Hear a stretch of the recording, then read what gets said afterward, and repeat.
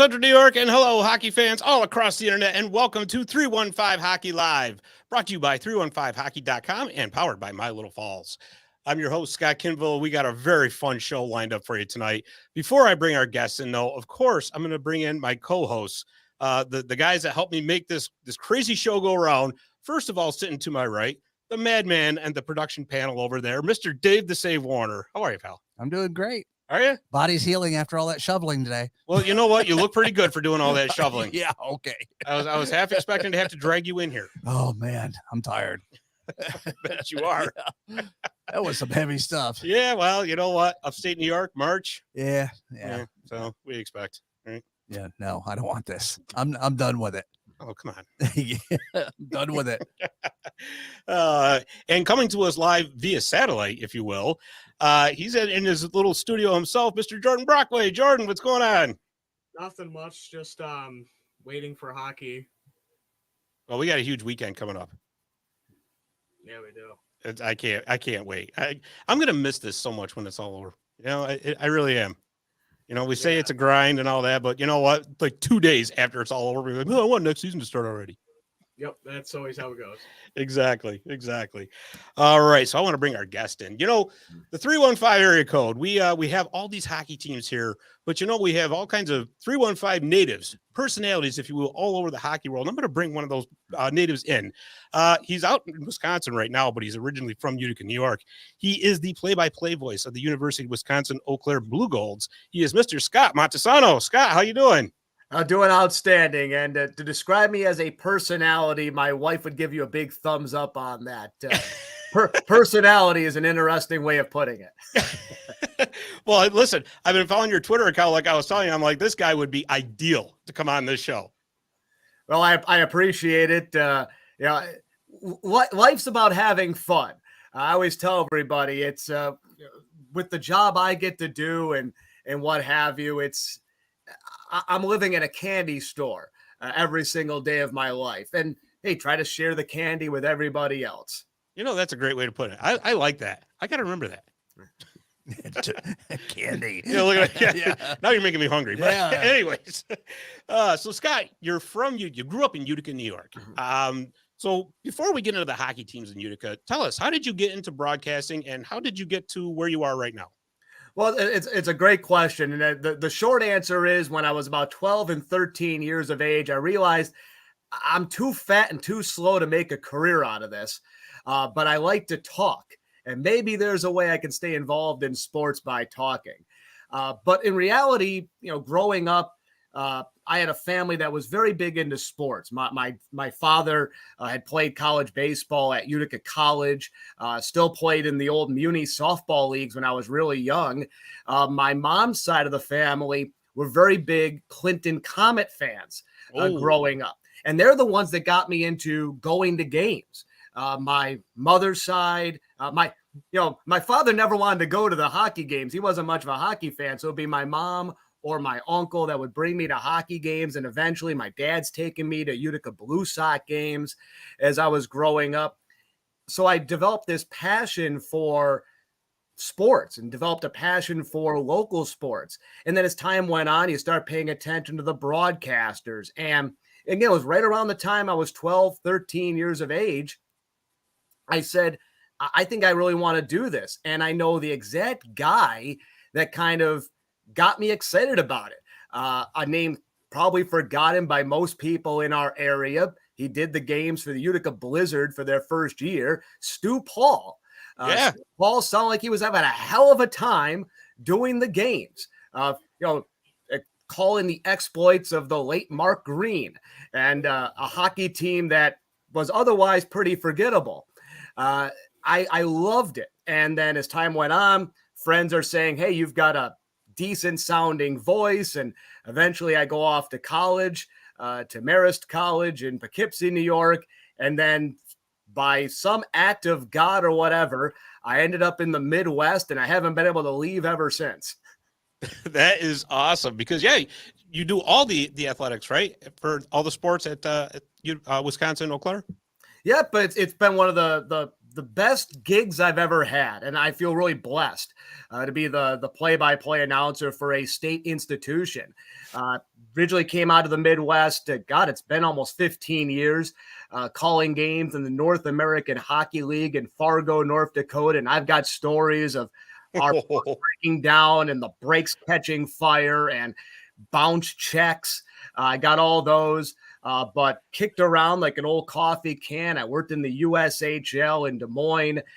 Originally came to Eau Claire to call their minor league baseball teams games for a number of years.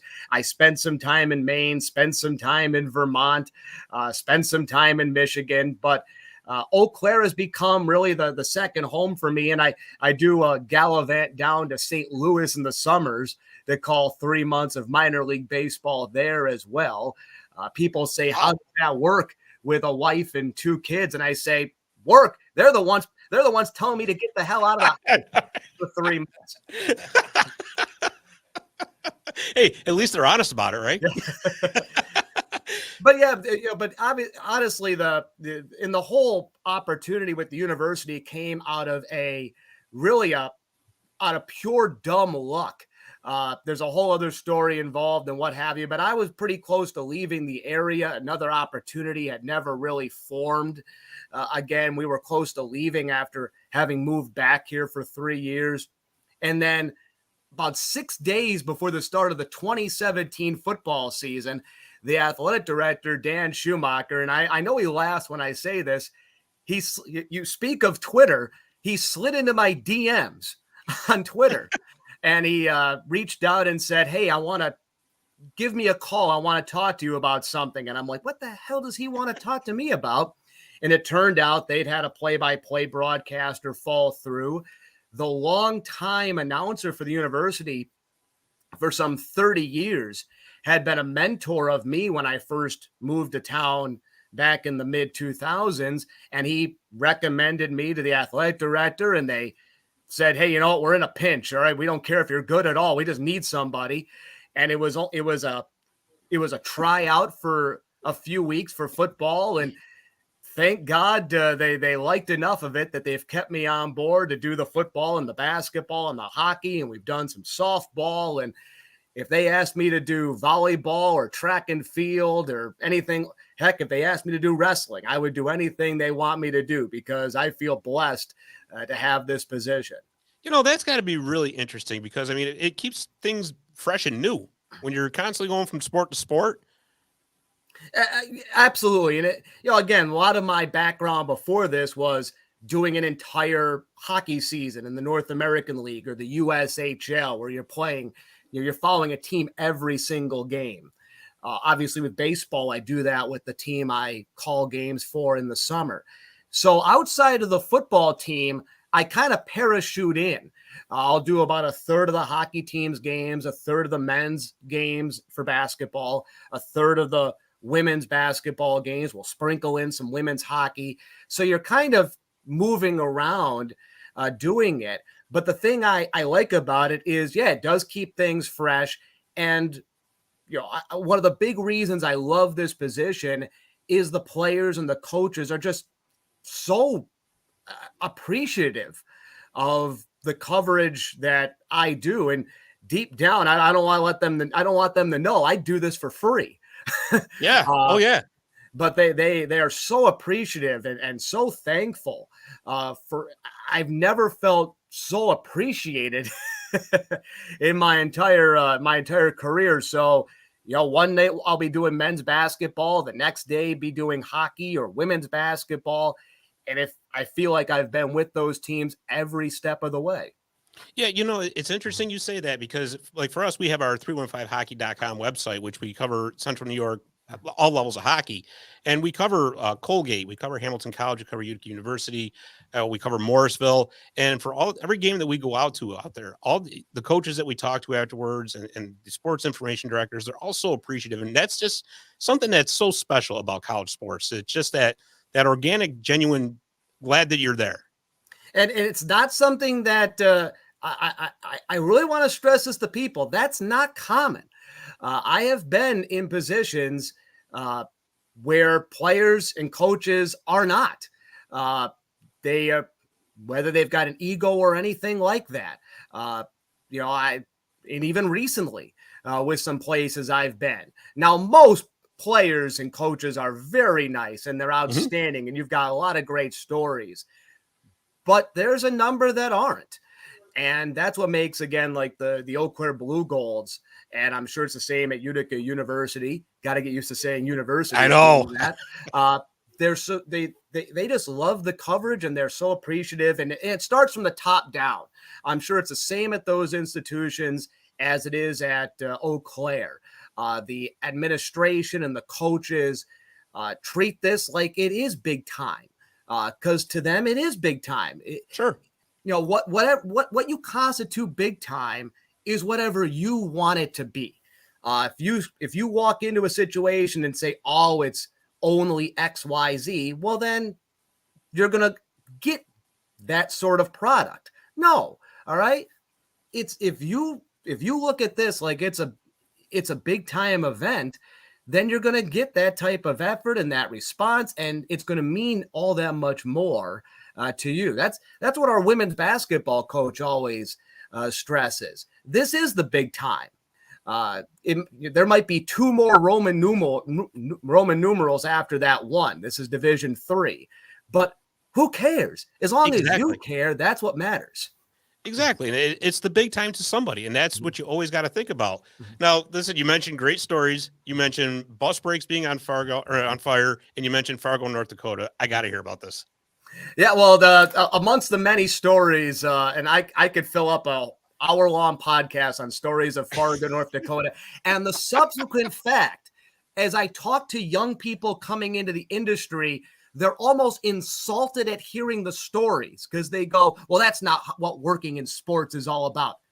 I'm like, it was back in 2004 and 5 and 6.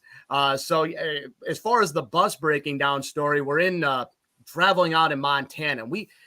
The big thing for teams back then was to buy their own bus. Well, you're not buying the bus the Rolling Stones were using to go touring from city to city. All right, you're buying the old Mohawk Valley Comets bus that was used in Slapshot, complete with the holes on the side of it. All right, so we've got this old junker of a bus that our owner, the late Randy Nielsen, God bless him, he buys and all that. We have to go and drag a bus driver from somewhere. We don't even know if the guy had a license. And we're driving 12 hours to Montana and back, Billings and Bozeman and Helena, Montana. And one time we're coming back from Billings and we start smelling something don't smell right. Like, what the hell's going on? And the guys in the back of the bus are yelling, hey, it's getting kind of warm back here. And we're like, hey, Bussy, what's going on? And Bussy pulls off to the side. He opens up the door and he looks back and he goes, oh, the brakes are on fire. What are we going to do? He's like, don't worry about it. Goes, grabs the extinguisher, sprays it, gets back on the bus. Mind you, this is before cell phone, so we can't call anybody. He gets back on the bus, starts driving. I turned to Todd Canott. He's our head coach at the time. And Todd, by the way, now is a legendary figure in the upper Midwest, a longtime recruiter at Minnesota State, and one of the greatest hockey guys you'll ever come across. I go, Todd, what the hell's going on? And Todd goes, if we die tonight, we die tonight. God bless him. Those are some great stories. And again, I had 3 checks bounce in my time there.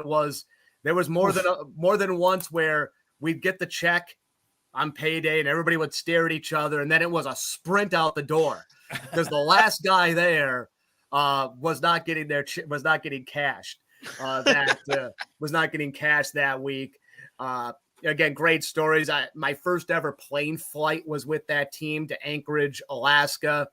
And I'm scared to fly it. It's first time flying. And the guys put me in the back of the plane. We take a puddle jumper from Fargo to Denver to start things off. Puddle jumper. And I think Skippy's out there with his Barnstormer goggles serving as the pilot. And the guys put me next to a player named Trevor Briss. Great kid out of Roseville, Minnesota. Ended up getting a cup of coffee with the Washington Capitals. Well, Trevor was an odd duck. And kind of going back to what Todd Connaught said, I'm sitting in the back of the plane. Of course, they put the guy scared at the back of the plane where you feel everything. Yeah, right. And I'm feeling every bit of turbulence. And Trevor turns to me as we're going through some turbulence and wibbling and wobbling. And he goes, Scott, are you afraid to die? And I go, well, I don't want to die today. He's like, well, I think when we die, Trevor's saying this, I think when we die, we don't feel any pain. And I'm like, what the hell? And then I got one other story for you with plane travel. So my third and final year in Fargo, we go back to Alaska because, of course, there's nothing more cost savings than to put a stupid team up in Alaska in this league. So we've got to fly up to Alaska again. All right. So this time we're flying out of Minneapolis to Anchorage, Alaska. It's a 6-hour flight. No movie, no meal service, nothing. It's just straight 6 hours. And we're on the same flight at the time with the Minnesota Golden Gophers. This is the team Kyle Poso was on at the time. Oh, okay. So the Gophers are up in the front. We're in the back, of course. Yeah, right. We're a hockey team. And we're flying along, no problem. And this is a commercial flight, so there's other people on the plane. And as we start to come into Anchorage, we get rocked with turbulence, right down to the fact that we're starting to go down. And you're up and down and swaying, and the stewardesses are giving the sign of the cross saying, Hail Mary. Here's your mask. The person behind me, who I had eavesdropped for the whole 6-hour flight, was an Air Force, at least identified as an Air Force pilot. And she goes more than once, this isn't good. This isn't good. And I'm like, oh, crap. All right. I look over our head coach at the time, the late Chad Johnson, a great hockey guy. All right. Great one-liners, great banquet speaker, Chad Johnson. Number of jokes that I cannot share here. Come on. But Chad Johnson was what you envisioned. And he was an old minor league hockey player in the 80s and the 90s. So he had that gruff look. He's throwing up. All right. So, and I think I saw fear in his eyes for the only time. Up and down. Finally, there was a moment where I swear we were nosediving. And in a moment of clarity, I think to myself, shoot, this is going to be on the national news. The Golden Gophers perish in a fiery plane crash. Then in a small blurb in the Fargo paper, there'll be Fargo Moorhead Jets forfeit game. They're a no-show. I go, we're about to die in a fiery plane crash, and we're not even going to get national sympathy. Those damn Golden Gophers. Well, hey, Scott, at least the brakes weren't on fire. That's for all we know, they were. Oh, that's great. That is great. So growing up in Utica, we talked earlier, your first team was the Devils. Yep. You got to go see. First team was the Utica Devils. I don't remember much of the game, but I remember it was a Girl Scout night and through family and whatnot. I was brought to a game. It was in February of 88. So towards the end of their first season, and they played the Hershey Bears. And I was 6 years old at the time. Don't remember anything about the game except I think I was up in like 204 and kept asking my mother, who was enjoying quite a few Utica clubs, I've come to learn, kept asking her questions, and she was getting annoyed at me asking all of these questions, maybe because of the Utica clubs. My father, no help because he doesn't know hockey at the time. But apparently I loved it and was hooked ever since. Well, was it Utica Club or Matt's? Because they were still making that back then, too. I don't know. She was drinking something cheap. By the way, shout out to Utica Club, which I do, behind me here in my man cave, I've got a whole shrine to Utica stuff. I do when I come back home, I always grab a couple cases of Utica Club because, they don't allow Utica Club to be sold in Wisconsin. That's foreign beer out this way. I was going to ask you if you could maybe get that out there because I know they are expanding a little bit in the Northeast. I could get Utica Club products, and especially the root beer in Iowa. of all places when I lived there. But yeah, once you get into Wisconsin, no, you can't get they won't allow that stuff in this state. Well, you can't compete with all the ones in Milwaukee. That's, you know, you can't have that. So you were 6 years old when you went to the Devils game, but of course, after the Devils left in 1993, there was a slew of teams that came through town, starting with the Utica Bulldogs, who were here for one, well, let's just say forgetful season. And then we talked about the Blizzard, and then, of course, it all ended with the Mohawk Valley Prowlers. So I know you got a couple good stories from going to some of those games. Yeah, but it's kind of fun too. You know, I really starting with the second year of the Devils is when my memories start kicking in, and I remember listening to the great Jim Jackson call a game at the end of the season against Rochester that they had to win in overtime, and then they made the playoffs before getting trounced by the Hershey Bears. All that stuff. I remember being at those last Devil games against the Rochester Americans, losing in overtime and all that, and then the Bulldogs and the Blizzard. My high school girlfriend was the mascot. Snowball. I always remember Snowball. That's right. The Blizzard of the Blizzard. Convinced my father, by the way, when the Blizzard were in town, to drive 6 hours to Dayton, Ohio to watch them play the Dayton Bandits. No kidding. Because for whatever reason, I kept joking with my father and my mother, I want to go to Thunder Bay. And they figured, we'll just take them to Dayton instead. Joke's on them, though. I got to go to Thunder Bay a bunch of times working in the North Woods League. Hey, there you go. Not as great as I thought it was, Thunder Bay. But yeah, then we obviously had the 1 year where there wasn't hockey in the area. You know, when saw some Syracuse Crunch games and all that. And then when the Prowlers came back in, you know, that's when I got season tickets. You know, the thing that my parents got me season tickets to go to the games and remember those games. And the second year I was actually an intern for the Prowlers. My intern duties began and ended at running the Chuck-a-Puck stand. They didn't really trust a high schooler to do much of anything, but I learned an awful lot. I don't remember anybody on that staff except for the broadcaster Kalinowski, who was really good. But I don't remember anything. But if it wasn't nailed down, Scott took it that year, including a Patrick Charbonneau Mohawk Valley Prowlers jersey that I have. Nice. Behind me, by the way. You know, somewhere in the back room there. So if it wasn't nailed down, Scott took it that year. And I took a lot of things and moved on with that. I remember with the Prowlers, there was a playoff game. They won in overtime. Tim Harris scored, beat the Missouri River Otters for that. I remember listening to those games. And then, of course, you had their third year where the money ran out for the Prowlers. And really that was my first year in college. So I was still coming back home to watch games and all of that. And, of course, the team ran out of money and you had all the people were leaving left and right. And then finally you had the Scab game, which was on a Sunday.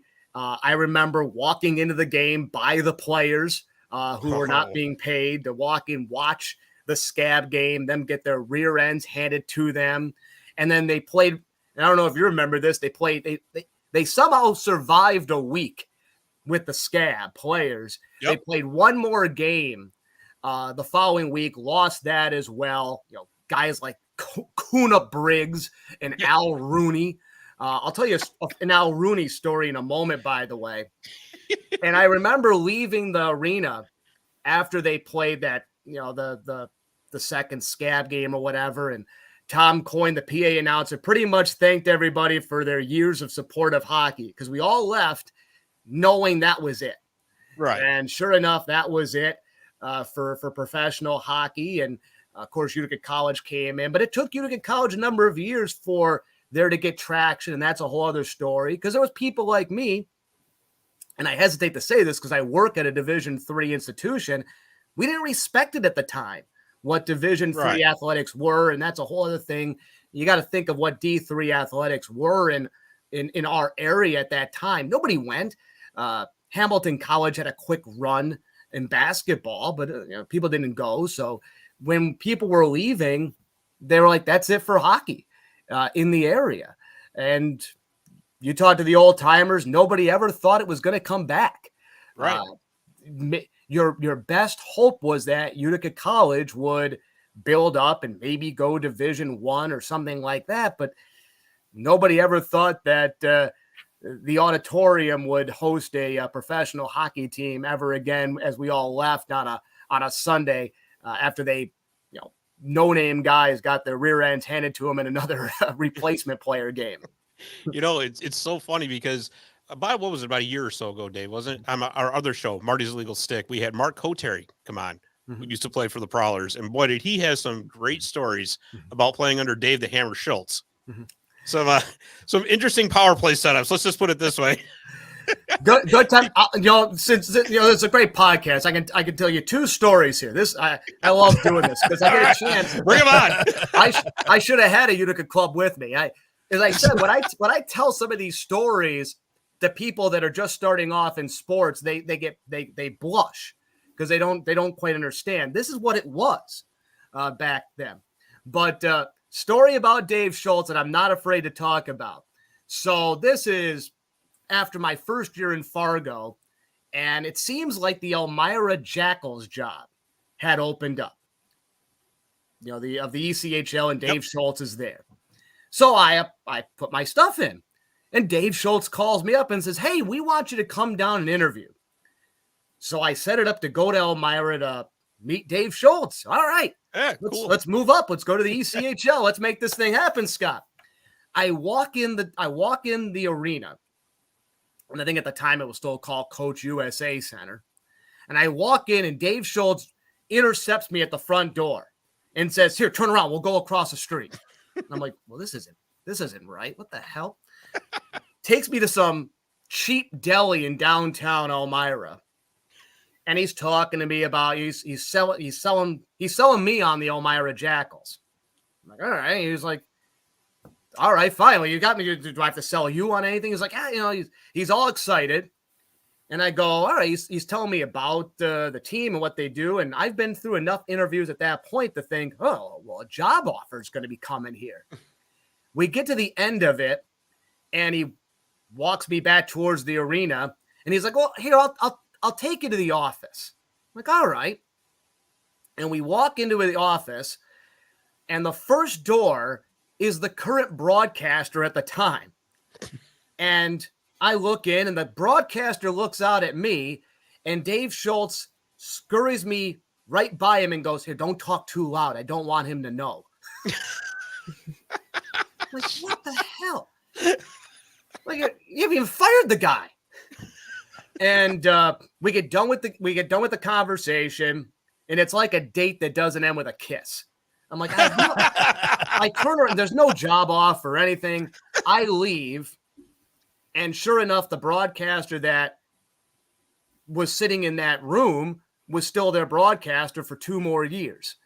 So I've always said, I don't know what the hell Dave Schultz was smoking or anything like that. I don't know what he was thinking, but he to this day owes me about $500 for my time that day. And then, the Al Rooney story is this. So Al Rooney, it's funny how these names pop up. So for a couple of years here in the Chippewa Valley, we got a North American Hockey League team that plays in nearby Chippewa Falls. They play at a recreational rink here in town as opposed to these arenas that other places play at. So this team comes to town, and they go, "Hey, I'll call the games." Sure enough, the owner says, "Yeah, we'll get you. We'll call the games." So I go and I'm going to call the games. The head coach of the team for the first 3 months they were in town was Al Rooney. And sure enough, I look, it's like, this can't be the same Al Rooney. Well, God bless EliteProspects.com and HockeyDB. It is the same Al Rooney. So I'm sitting there, and I'm like, well, I got to tell Al, I got to ask Al Rooney about this. And I sit down and I go, "Al, I'm from Utica. I was at that game." And Al looks at me sheepishly, and he goes, "I don't remember anything, and I don't ever want to talk about that ever again." I suppose if you get lit up for 18 goals, you don't want to talk about that either. But he could have had a good sense of humor about it anyway, right? I mean, he only lasted with us. He only lasted with us for about 3 months. Yeah. Which nobody in this area was too sad to see him go. Unfortunately, the guy who replaced him, a guy by the name of Carter Foguth, let's put it this way. I still have great Carter stories. Carter was a hell of a great guy coaching that team. It was unfortunate when he got shown the door with the team. But if Al had stuck, we would not have had Carter. Well, no, it's so looking back on those days from the Devils all the way through the Prowlers, who were some of your favorite players from back then? God, it's you just kind of remember the names there. As I mentioned, the late Mark Green stands out because of that huge season he had. You remember the goalies. I remember a Mike Torchia scored a goal for the Prowlers. He was a goalie, scored a goal at the BC Iceman there. God, I remember BC had some goalie that we could never beat. Forget that. Yeah, it's odd. You remember some of the visiting guys. I think it was Port Huron. Their goalie was Ole Soderstrom or some Swedish name, and he had the old pads. All right, which were early 80 pads. All right, that were all brown and whatnot. So he easily stood out there. Names like Bruno Villanueva and, as I said, Tim Harris. You had some great names, and it's kind of fun here. Jacques Mayhat. Oh yeah, you get yourself a few brawls there. Serge Roberge. Yes. So you get those, and those were great fights. I as a side note, our head coach with UW-Eau Claire is a guy by the name of Matt Lowen, and proudly up in his office, because he played for them for a year and I think a year and a half, he's got a Madison Monsters jersey that hangs. Really? The pinstripe jersey of the Madison Monsters. Nice. He remembers Utica, Matt Lowen, because a lot of players remember Utica for better or worse, for all that. So you remember those names, and those are the names when you're a teenager. And this is why I go back to it's big time to somebody. To me, because I'm a huge New York Jets fan and New York Yankees fan at the big time level. Excellent. All right. But I don't have an NHL team. I don't have an NBA team. And it's not because I don't love those sports. I love all sports. All right. I'm passionate about every single one of them. I've gotten into indoor soccer in the last 4 years. All right. Tommy Tanner's sucking more of my money. All right. Just another reason for me to spend money on things in Utica. But and shout out to my boy Ray Biggs, who got that gig. He's awesome with them. He is awesome. He really keeping is. the local flame going. But I never had an NHL team. Maybe it would have developed with the New Jersey Devils, but maybe that my bitterness, when they moved out of town. Right. So these guys were big time to me. If one of these teams had ever made a deep playoff run and won a Colonial Cup or anything like that, that would have been humongous. And I'll say this, I've been blessed to be a part of some teams that have won championships in these minor leagues. And I'll put it this way. When you wake up the following morning with a slight hangover, it doesn't matter whether you won the Stanley Cup or you just won some piece of tin in some low-level league. It all feels the same. Exactly. It still feels great. That's the most welcome hangover you'll ever have. It hurts very, very good. My wife has some very incriminating photos that hang in a collage in my man cave of when the Eau Claire Express North Woodsley team won its championship here. No rules that night. There were no rules. Well, and how much was law enforcement involved with that? I think they were drinking with us. There we go. That is awesome. And it's funny too, because we mentioned when the Pioneers came in, and to be honest with you, when the Pioneers came in, like you said, it took a little while to build that up.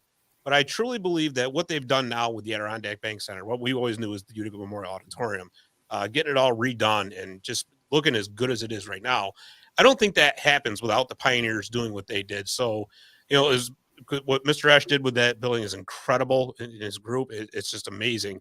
But it all started with the Pioneers. And then, of course, the Comets come to town. Mm-hmm. And, you mentioned about the Devils because, I mean, the Comets were the Vancouver Canucks affiliate for 8 seasons, I think it was. And you're right when you mentioned that about the Devils, because there are still people here that are very bitter about how that whole thing ended in Utica back in 93. And it took people a little bit to come around to that new affiliation back with the Devils again.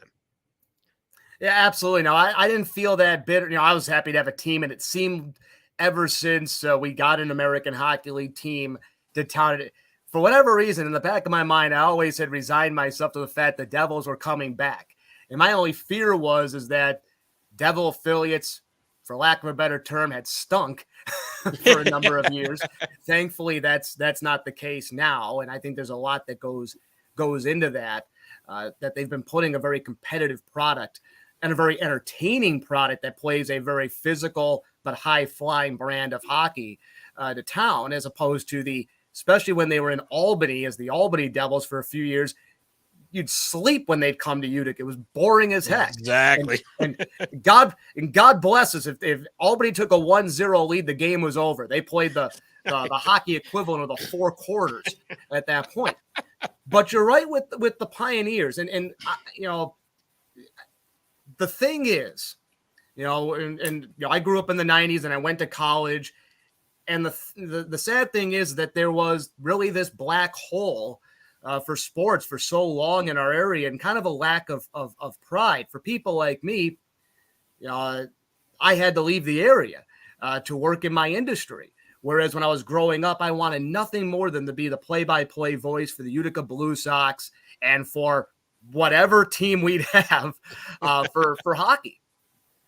And when we lost all of it, and I was probably even more heartbroken with the loss of the Utica Blue Sox, because baseball probably is a little higher up for me, but I absolutely love hockey. So I'm not one of these people that loves one sport and passes off the others. Sports comes first, my wife comes second, and she'd be the first one to say that. It's so true, though. It's the same thing at my house. But I had to leave the area. To do what I wanted to do. Now it's opened up great doors for me and great friends in the Midwest, and finding a second home here in Eau Claire has been outstanding. Found my wife, by the way, who is a native of Rome, New York, and I didn't know that till our second date. Really? We met in Fargo, North Dakota. So I went all the way to the North Dakota to find me a good Mohawk Valley girl. Which is great. What a small world. It all lines up. All right. By the way, she's related to the Cianfrancos and Archie Cianfranco and the Cianfranco subs, and that's a whole other story for another day. Unfortunately, she's not passing that baseball bloodline down to our son. I got to get him going myself for that. But the thing the Pioneers did, because they weren't going to go anywhere, is that they were able to withstand those first few years where there'd be just a few hundred people in the stands. And, there weren't people like me that were coming back to town to go to those games, because you just really weren't getting all worked up to see them play Wentworth and Salve Regina. Right. You really weren't. All right. People didn't know who they were. But I'll tell you when it began to turn for me. About 2010 or so, when they started to get competitive. And it started to mean something. They weren't losing games 6-0 anymore. And then they started playing playoff games. And I started to watch them online. I was like, let me see the old auditorium. I can show my wife. Look at that. Look at the stupid silhouettes on the wall. All right. Hey, why is it red, yellow, and blue? I don't know. Somebody in a psychedelic haze in the 1970s painted it. Look at it, though. That's a building, and you can still smell the beer that was spilled in 72. It's still outstanding. There. All right, and you still smell it. I like the fact they haven't. No, they didn't change that. Ash hasn't taken the stink out. That's good. Don't take the stink out. I think they somehow came up with stale beer air fresheners. It's outstanding. I'm like, this is kind of cool, and I'm watching it, and I'm like, it's a lower level of hockey than even I was doing at the time. But I was like, there's something brewing here. And they start to have the teddy bear toss. And people were going to the games for free.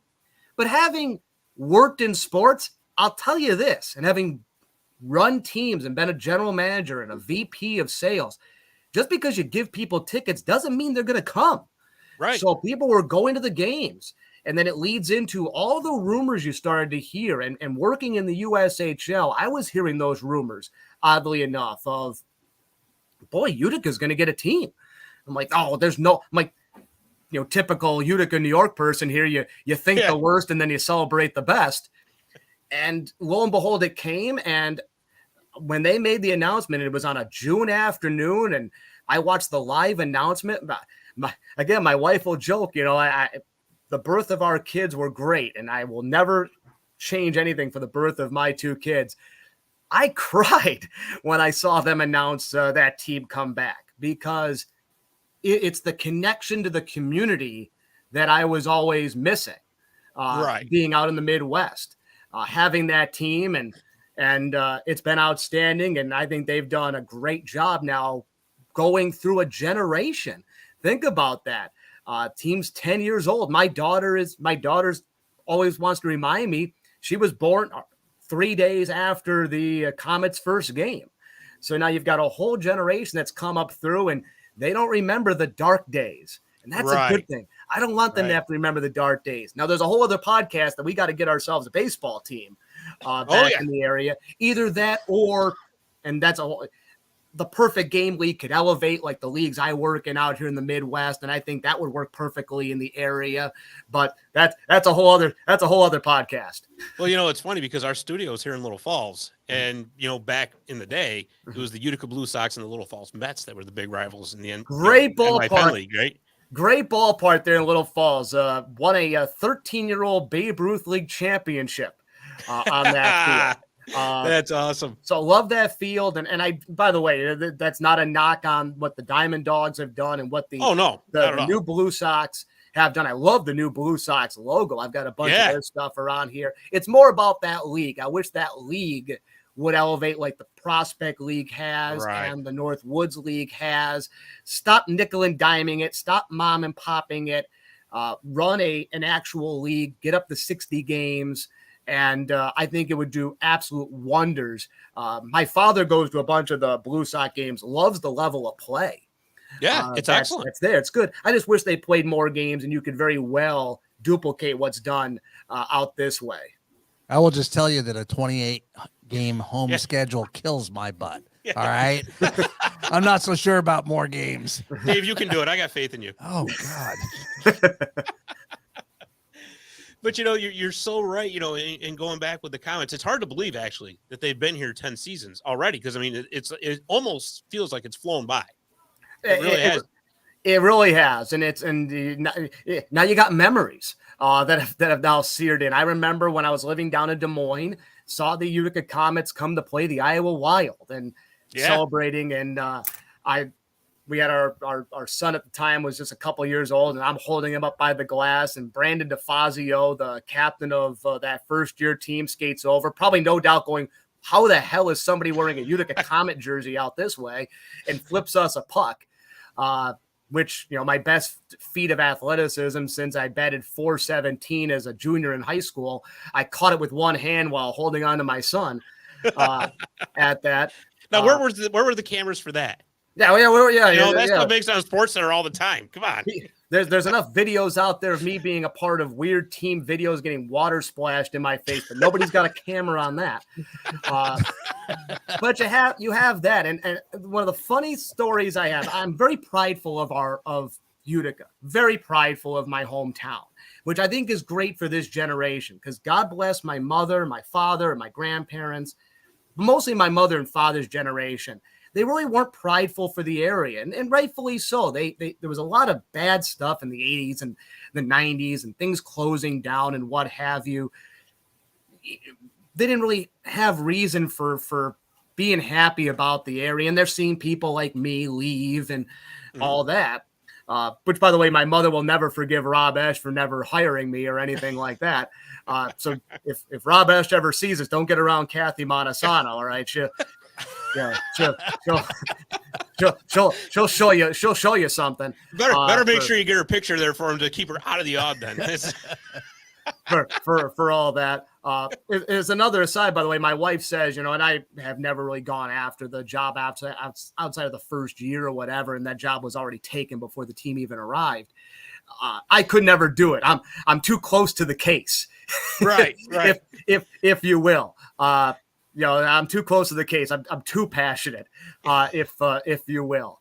Plus, it would kill me if I came to the area and the Utica Comets hardcore page was ripping me. I would never, and I don't know if the people in the area would like my style. I am very much a cross between Harry Carey and John Sterling.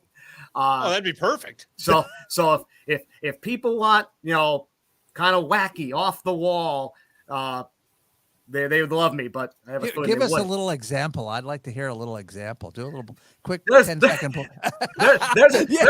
I use a lot of analogies that pop up in the course of a broadcast. Now, again, I keep going off on these tangents. There's a guy that has gone national for some of his stuff on baseball and what have you. I don't want to give his name, but people can find him. All right. I know who you're talking about. I can't stand the guy. I think he's great. Come I on. There we go. He stole my shtick. We're working in the Frontier League in 2015, and he's sitting in the visitor press box in Traverse City, working for a team that couldn't even pay him at the time. And he's going, what do I do? What do I do? And I go, you got to try to be yourself. He's like, well, I like what you do there. You got these funny little sayings and all that. I'm like, yeah, it's kind of cool what I do, and you got to find yourself. He stole my bit, but he goes beyond his. He's making a fortune. He's not. I know what he's getting paid with the MLS team in St. Louis, and I make more. So okay, the joke's on him then. So the joke's on him. I love to have this go viral. No name announcer rips that guy. That guy rips that guy, and you know who I'm talking about. And you right. know who you are. But the closest I could say, by the way, that I would be is kind of like what Joe Roberts was when he was with the Comets. So very outgoing, happy-go-lucky, want to be a part of everything, be out in front of everything. I'm the person when I'm broadcasting, I'm shaking hands right up until pregame. They'd have to pull me into the press box because I'd be shaking hands during warm-ups and whatnot, and with the butt out stance along the catwalk that everybody has during warm-ups. All right, everybody knows that stance. You lean up and you stick your rear end out. Yeah. For that, so it's at this point I even forget what I was answering. I'm just talking, having a great time. Well, Dave had to go get you all sidetracked. I was just trying to get some of his play-by-play, just a sampling, 15 seconds shtick here. I'll tell you what, when we go to commercial break, you can go on. I'm sure there's got to be something on YouTube. There's stuff. The university's got stuff in the old game highlights. And my Twitter, I put stuff out of game highlights. But a lot of it is, it's just a weird thing that may come to my head. And then baseball is where I really stand out because, in case you can't tell, I like the sound of my own voice. So I tell a lot of stories during the game and give a lot of weird opinions on food and stuff of that nature. Our women's basketball team was in an NCAA tournament triple overtime game a couple weeks ago, and somehow or another I worked in a debate over the fact that out this way they love fish fries like we do in upstate New York, and I talked about, well, at lunchtime if you just get the fish sandwich, you don't feel as fat as if you got the whole fish fry. And went through a 5-minute discussion with myself because I never worked with a color commentator. And I didn't even know what I had done till I went back and listened because it's like the scene from Old School when Will Ferrell blacks out during the debate scene. I don't know what I say half the time. That's great. Oh boy. Yeah, but you're right. I mean, with the Comets, that 2015 run to the Calder Cup final, that galvanized this area like you couldn't even imagine. Everybody, it was for those 2 months. That's all you saw was Comets blue and green everywhere around here. It was awesome. I'll never forgive my mother, by the way, and my brother. They were at, I think it was game 3, and they had the cup. They brought the Calder Cup out. and my mother and my brother, as well as a bunch of other fans, touched the darn cup. That's the number one rule. You don't touch the cup, folks. Oh, well, there it goes, right? Yeah. So that's what happened. Oh boy, but then of course, like last year's team came way out of nowhere. Nobody was expecting that. And I mean, unfortunately, it ended in the first round, but it was fantastic for the area. And you know what, this year's team, the people were, kind of, well, they lost their 4 top scorers. But now they seem to be turning things around. They're in second place, still in the North Division. We're coming down the home stretch, so it's looking good for them to hopefully make the playoffs. I mean, I'll tell you, that North Division is tightening up like crazy right now. Well, absolutely. And I think while the matchup on paper doesn't look good against Syracuse from what's gone on this year, there'd be nothing better than a Utica-Syracuse playoff series. I think we'd all like that. I've got a personal connection to the Comets. Joe Gambardella was with me in Des Moines for 2 years.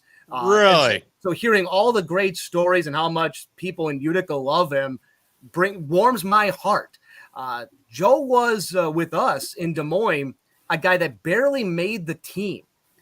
A USHL team, barely made the team. All right. He was a healthy scratch most of the time. And then he eventually worked his way up to the 4th line, and players loved him, gave all this great effort and all that. And then, a lot of guys that come and play in the USHL already have a scholarship. He didn't have a scholarship anywhere. And then his second year, he's working his way up, and he's just a grinder out there. And I'll always remember this. There was a game we played just before Christmas, his second and final year with us, and he took a skate to the face. Oh. And chewed up his face. I think he broke his jaw at the time. Hey. Blood all over his jersey. Went into the locker room, got stitched up, played the second period. Wow. And then that's a hockey player for you right there. And then finally a doctor had to talk some sense into him, and he ended up going home for a while because he had to recuperate for that. But absolutely loved the guy, and he was great to me. And it's fun to see him pop up. And occasionally I know Patrick Grasso's gotten a cup of coffee with the Comets coming up from Adirondack. And I remember him as well with Des Moines. So it's one of those cool things that the team I'm rooting for is now guys that I had called and ridden on a bus with. And when they screw up, I yell at them like any good Utican will at their players. And my son very much, you mentioned the playoff series last year, and the vitriol that you had between the two fan bases was just naughty and delicious. It's awesome. And I've got my son throwing socks at the TV, upset as Rochester's winning the game, and I'm storming out of the living room. But that's what makes a Utica fan great. My wife's always quick to say this when we go out to games and we come home to watch games around the holiday season. The people will boo and curse. Oh, the cursing is great. We usually get a good seat high up in 204, high up in 203 with those folks. Love them. And they're yelling and they're ticked off about this or that. And if the team loses, they'll storm out with about a minute to 90 seconds left in the game. They want the Comets to know they're disappointed in the effort. But as they're leaving, the last thing they'll all say is, Bob, Susan, I'll see you next week, right? Yeah, we'll be back next week. Can't get enough. That's it. My wife also points out the very first year the team was in town, I bring her out. I've done nothing but talk up, the Utica game. Remember, I grew up seeing games when there was 2,000 people in the stands, tops. All right. I said, you got to come out, though. The people, they love a good fight and they love a good hockey game. And she comes on, she's watching the game, and while she was born in Rome, she grew up mostly in North Dakota, and her fondness is UND hockey. Used to go to all the UND hockey games. Oh, that's huge out there. That's where she went to school, and she's upstairs right now somewhere. I always joke with her. UND, they play soft hockey. All right, they'll push and shove after the whistle. I think she just yelled at me from upstairs. That's that soft Midwest hockey, North Dakota. I don't care how many national championships they've played. It's a boring brand. But regardless, they can't fight. They can't. Bird cage courage with UND. But so the water bucket's coming soon. So I bring her the thing she notes after the first couple games we went to go watch. And now it was the Comets against the Abbotsford Heat. And she says, this is all, she's like, I have a splitting headache. I'm like, why do you have a splitting headache? She's like, it was 2,000 Italians all trying to talk over one another. It's like you're at the game. It's like, there was maybe 2,500 people at the game. This is the first season. So they're growing well, but they're not packing it quite yet. And she's like, my God, nobody's yelling or screaming. They're all just in conversational tone, but they're all just talking one over the other. Oh boy. I'm like, that's the way we are. The only way you're going to be right is by talking louder than the person next to you. That is how we roll. Oh boy, but you know what though? With Joe Gambardella, I just wanted to wrap up with him real quick because you are so right. So last Sunday, after they had a Sunday afternoon game, which is a rarity for the Comets, but they had the post game skate, and the players came back out on the ice, and a lot of the kids were out there. And I'm going to tell you, the kids just gravitate towards him. And I think the best part about Joe Gambardella is that you can tell that he is a guy who just truly loves to be there in front of the fans and just lives the moment every single moment he's out there. And it's just a fantastic guy. I think it goes back to very humble. As I said, he came to Des Moines. He was a tryout player that made the team on a team loaded in a league loaded with guys that would eventually be first, second, third round picks, guys that all already had a scholarship in their back pocket. And I think he just appreciates everything that he's gotten. There's a lot of players that are like that too, that you get. And that's one of the great things. And eventually Joe will move on, and read a great story from Ben, I think a year or so ago, about his wife being a nurse and the all that. So eventually he'll move on somewhere else, and he'll be replaced by somebody else that'll get the fans' hearts. I think back to Darren Archibald, who fans loved, and his story kind of similar. He also burst onto the scene with that somersault hit that had that guy spinning around like he was a twist coming out. I think he's still going. Actually, that's. But and that's what makes these teams and these memories so great is, I can sit here and remember, a guy like the Qataris that played for the teams in the mid 90s, and Bruno Villanueva, and, Tim Harris and Mark Green and Patrick Charbonneau, Mike Torchia, and what have you. And these names will be remembered. And I think these players, especially by the time they get into their upper 20s, early 30s, they recognize the fact that I'm going to be remembered by, obviously people in their 20s, 30s, 40s, 50s, and so on. But that kid that's 12 years old, 14 years old, this is when their true passion for being a fan that can carry on long after they're done playing really is seared into them. And then it is the whole circle there. As we wind this thing down, my parents got me into being a sports fan. Huge sports fan. Quick side note on that, by the way, I'm a Jet fan to tick off my father, who is a passionate Giant fan. I made the wrong choice. The Jets, my father, the only time I never liked my father was when Sundays, he'd always watch this team wearing the blue, all right, who were the Giants. He never wanted to play with me. So one day they're playing a team wearing green, the Jets. The Jets win on a Ken O'Brien to Al Toon touchdown with 47 seconds left. O'Brien to Al Toon in the back left corner. My father storming around the house upset. I'm happy as can be. Joke's on me. 30 years later, all right? I'm trying to get Green Bay's, leftovers right now with Aaron Rodgers. I'm pretty excited about that. My friends out here in Wisconsin are saying good luck with that. But this is the cool thing. People... It gets passed on. My kids are getting this passion passed on. And it's not just the hockey, and it's not just the sports, but it is what our culture is in the Utica area, which I really think the Comets, the Pioneers in the years just before that, coupled with all these other things, with the growth in the culinary scene and what have you, people have that pride in our community, which they should. And I leave you guys with this. So when we got married, it was in 2009. So this is really even before the explosion of things. And we had the wedding in Utica, New York. All right. Quick, by the way, I'm a graduate of New Hartford High School, but I always say I'm from Utica. All right. Shout out to New Hartford High School. Spartans all the way. Spartans. All right. Spartans all the way. But we bring people out to Utica from the Midwest, and they've heard nothing but all this talk, Scott running his mouth about how great Utica is. To this day, my friends still say they've never had any better chocolate milk than Burned Dairy chocolate milk. Nothing compares to it. The Utica Brewery Tour is the best brewery tour there is because you get buzzed at the end of that thing. This ain't you're gonna get drunk. So they love that, and to this day, they all still remember every bit of food they ate at Ventura's in East Utica, which is Ventura's is the official spot of the Montesanos.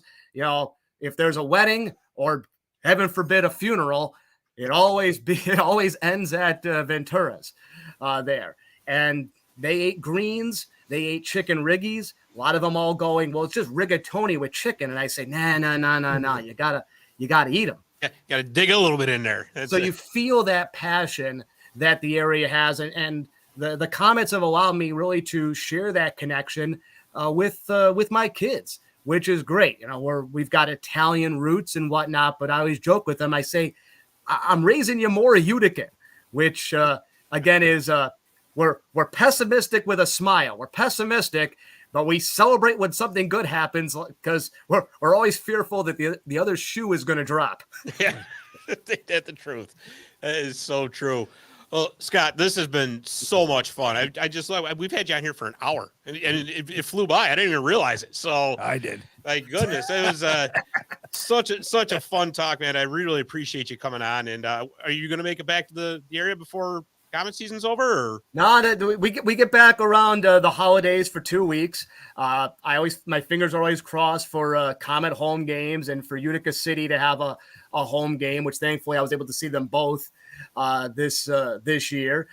If by some chance neither one's home when we get back, a few years ago we flew back out for a spring break trip. So we always try to get a game in a season.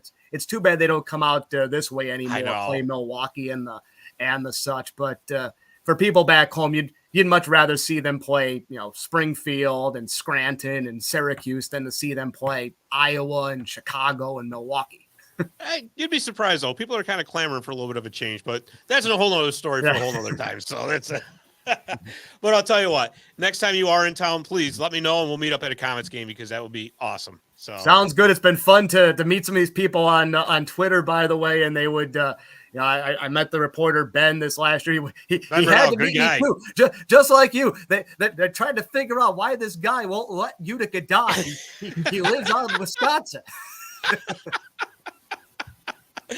But it's great to have the exposure all across the country. It's awesome. So I love it. I'm trying to keep that flame for the hometown going. And again, shout out to my college, Marist College.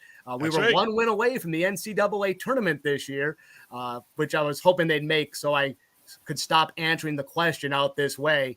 Where's Marist? And is that an accredited university? It very much is. We're very prideful of our school. It's great. But thank you so much for spending all this time with us. And I'll definitely stay in touch. And hey, you know what? Go Utica. And it's been a great time. Have a good one, guys. All right. Thanks, Scott. Appreciate it.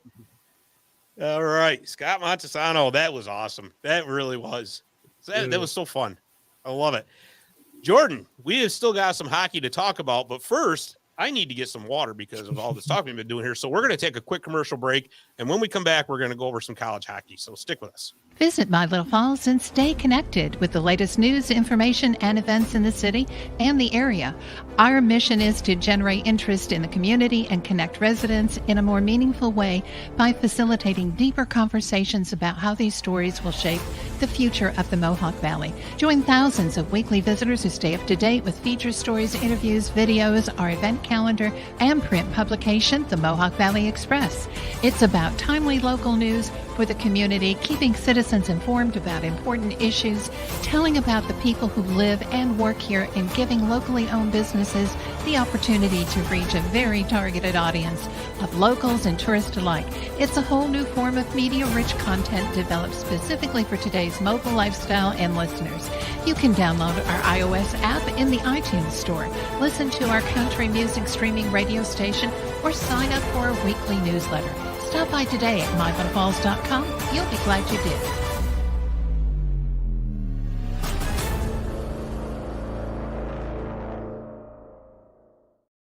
All right, and we're back. And Jordan, like I said, we have got a huge weekend of college hockey coming up. So what do we say we get right to it?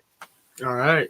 All right. So, and by the way, if you're watching here, if you want to get a hold of Scott or check out his Twitter page, go to Scott, at Scott Montesano right there. It's awesome. It really is. He truly does keep Utica alive out in the Midwest. So cool. All right. So let's see. Let's start with Hamilton College. So the number 6 Hamilton College women are in the Division III Final Four. They beat Nazareth 3-1 at home last Wednesday night, and then they went out to Adrian, Michigan, and beat the 5th-ranked Bulldogs 2-0. So they are on a roll. Let's see. This Friday night, they get a rematch with number 3 Amherst, and that is in the national tournament semifinals. They lost to Amherst in the ECAC Tournament final 5-0 a couple weeks ago. A little bit of background there, Jordan. What do we got for some numbers? So Hamilton women's hockey comes in at the number 6. They're 22-5-2, and they're rolling with a 25-3-0 record, and they're also the NESCAC champs. The game will be in Amherst, and this will be the 4th meeting between the two teams, with Hamilton being 1-2, winning one game with a score of 2-0, and then losing 4-0 and 5-0. Yeah, because they opened up the season against each other actually with 2 games out in Amherst. That was way back in November, and then like you said, they played it again. And well, actually, yeah. So this can be the 4th time. So, yeah, I'll tell you what. I was at that game against Nazareth, and man, they have just had that suffocating forecheck. And I'll tell you, if they get that going Friday night, and I know Amherst is a very, very good team. That whole conference has been really good this year. Yeah. But if Hamilton can get that going, I think they got a legit shot at getting into the final. I really do. As a matter of fact, I'm going to look it up here. I know the other bracket or the other games, Plattsburgh State. And Gustavus Adolphus. So, that's imagine that. Now, if Hamilton can get into the final and so can Plattsburgh State, you're gonna have an all New York State final. Yeah, you would. Pretty cool. So, all right. So, speaking of New York State in the 315 region, the Colgate Raiders men's team, they have advanced to the semifinals of the ECAC tournament. They swept St. Lawrence in the 2-game quarterfinals. That was up in St. Lawrence too. They play top seed Quinnipiac in a 1-game semifinal this Friday afternoon in Lake Placid at the Herb Brooks Arena. That game starts at 4:00. So how about some numbers on both the Raiders and Quinnipiac? So Colgate comes in at 17-15-5 in the season. They are currently unranked, and they come in to face a Quinnipiac team who's been a force this season, going 33-3 and ranking number 2 in the polls. Now, both these teams have played twice, and they are 1-1 against each other. Both were scored 3-2. Colgate won their home game and lost their away game. So this is going to be the 3rd matchup, and it's going to be a tough game for both teams. It will be. But you know what? I'm going to tell you something right now. The Raiders are one of those teams that just seem to be gelling at the right time. Now, it's hard to believe at this point that they started the season like 1-4. And they've really turned it around. Now, see, the thing is, like, they have a pretty young team, right? So with a young team, you're going to get some inconsistency, which is what they battled all year long. But let's not forget, they beat Quinnipiac when they were the number 1 team in the nation. That was at the end of January, and that was out at the class of 1965 arena. And I'll tell you right now, Colgate is capable of beating anybody on any given night. They really are that kind of a team. They're one of those teams that, you know what, they're not the best in the nation in any particular one category, but they're good at everything. And they don't have a really glaring weakness in their game, So to me, they've got a shot. Now, the other half of that bracket is Cornell and let's see, Harvard. And guess what? They've already beat Harvard this year. Harvard's ranked, I think it's 9th, right? Cornell is 10th. They tied Cornell, and they won in the shootout. So guess what? They're not strangers to these teams, for one thing. And two, they've already shown they're capable of either hanging with them or beating them. So you know what? I still think they got a shot. They got to win this tournament to get into the NCAAs. I don't see a path to an at-large form. But, hey, you know what? It's going to be interesting. And I, for one, think they can do it. Yeah, and they're a team that if you sleep on them in any sort of way, they're going to strike. And that's what makes them the most dangerous. Yeah, exactly. I totally agree. So, like I said, 4 o'clock Friday afternoon at the Herb Brooks Arena. Oh, and by the way, that game's going to be on ESPN Plus. No, there's Jeremy. LGR. Let's go Red Wings. Is that what he's trying to say? Red Wings. Is that what he's trying to say? Raiders. All right. I don't know. I was trying to figure out what he was saying. It's Go Gate. So, by the way, hashtag Go Gate. Got it wrong. Oh, boy. Yeah. All right. Now, Jordan, I know you are chomping at the bit to talk about this game, as is the Utica area. All right. So, this Saturday night, the number 1 Utica Pioneers, guess who they've got in the NCAAs? They got the University of New England Nor'easters. I think we all know the history of these two teams as to what happened last year. Go ahead, give us some numbers first, and then we'll talk about it. So Utica's rolling at a 25-2-1 record. They rolled through the conference, staying undefeated, and they're number 1 in the polls. They roll in against the UNE team who is 19-6-2, ranked number 10 in the polls, and a team who knocked them out last year. I said last week that depending on who won that game between UNE and Plymouth State, either way you got a tough team, and UNE is a tough team. And when they roll in, if they do what they did to Utica last year, they're gonna win. But you're facing a different Utica team this year, so that could be their pitfall. I totally agree. I think, too, New England lost some players to graduation, if I'm not mistaken. They still had Billy Gerard, who was the goaltender in last year's game that shut the Pioneers out. But I think that you're seeing a much different Pioneers team this year, too. You're seeing a Pioneers team that remembers what happened last year, right? And I think that that's going to be the light the fire underneath them, so to speak, too. You know what? You're right. It's a matter of who's going to play their game. But I'll tell you, if the Pioneers get rolling like they can, it could be a very long day for New England. But you know what, though? If you recall, going into last year, everybody said the same thing, So, it's just one of those deals. I think we really have to be careful about a pitfall. Maybe, perhaps what happened last year, maybe they were looking ahead a little bit. You can darn well guarantee that coaching is making sure that is not going to happen this year. I think all focus is certainly on the Nor'easters. But I'll tell you, that's going to be a great game. Yeah, not only that, you didn't have the herd for that game. The herd was kind of scattered because of giving 103 to opposing fans. So I think you're going to have them more put together this year in a section near the bench, and that's going to play a major factor. Yeah, I think they're going to have to be over on the other side by the penalty box, though, right? Because if I'm not mistaken, I think 103 is actually reserved for the visiting team. It is. So they're either going to have to move over a section or jump over. Right. Now, Jeremy, if you want to pull that back up for me real quick, Dave. So Jeremy said, can't overlook them, can't be over emotional, got to stay focused and suffocate them. And he's right. He's right. And you know what? It's the little things. I love he's not even here to defend himself. That's great. I wonder what just got thrown across the room. So, yep. Can't be anything. It won't be anything. It's the little things in the game plan. There won't be anything big, though. Details. Yeah.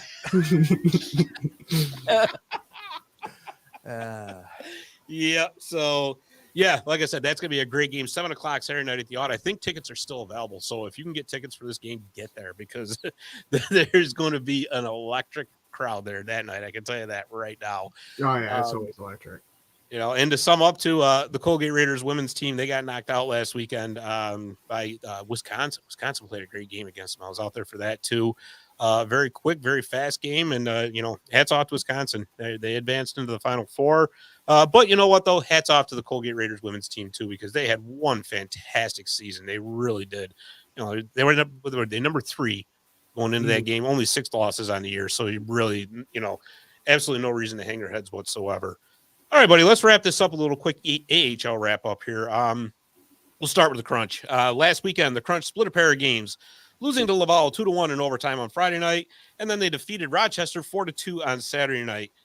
This week, Wednesday night, they are at Providence. Friday night, they're at Bridgeport. And then Saturday night, they're home for the Wilkes-Barre Scranton Penguins, whom my wife loves to affectionately call the Tuxedo Chickens. Just love it. So. That's great. And then, of course, the Utica Comets last weekend, they had a 3-3, 3 games in 3 nights, and they went 2 for 3 out of them. So not bad, right? They played Friday night at home. They beat Belleville 4-3 in overtime. Let's see. Then they beat the Tuxedo Chickens in Wilkes-Barre Scranton 4-1 Saturday. And then they lost at Lehigh Valley 5-2 on Sunday. So, you know what? They lost at Lehigh Valley. They were on the 4th string goaltender, 3rd game in 3 days. I mean, you can't really complain too much about it. And I'll tell you, not surprising that Belleville took them to overtime, because Belleville has suddenly got their act together. After floundering through most of the first half of the season, they really seem to be turning it on. And it's like I was talking to Scott earlier, that AHL North, outside of the Toronto Marlies, who are running away with first place, has suddenly gotten airtight. Yeah, and it reminds me of the Metro, how it's everybody's competing, nobody's out of it. Yeah, well, that's just it, and no one single team, like I said, other than Toronto, is pulling away with it. And you got 4 available playoff spots and 6 teams all trying to get in there. Mm-hmm. Now, the only team that I can see having a real tough go at this point will be Cleveland, but there's still that outside puncher's chance, because you know what? And that's the funny thing about the AHL. You never know what's going to happen with call-ups. You never know with injuries. There's always that whole feeling that carpet can get pulled off from underneath you at any second. So, and that's what makes it so much fun. Yeah. So, all right. Well, let's see. Dave, we've been at this for over almost an hour and a half now, haven't we? Hour and 16 minutes, but who's counting? Hey, you were.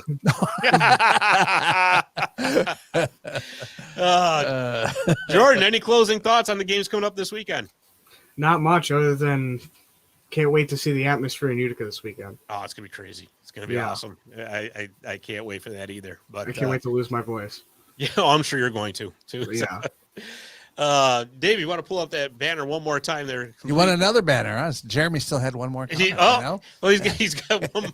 Well, he's got one more little comment there. Yeah.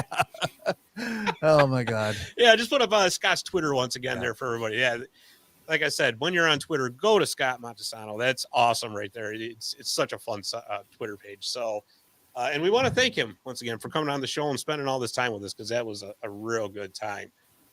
All right, Dave, I think that's going to be it for you. I'm finally going to let you take a break because you look like you're tired. I need one. Okay. All right. Well, listen, thank you so much for watching. We really appreciate your support. And go to 315hockey.com to check us out every day, and also check us out on social media. And please subscribe to this channel, because it's going to help us grow. So like I said, once again, thanks for watching, and we will see you next week.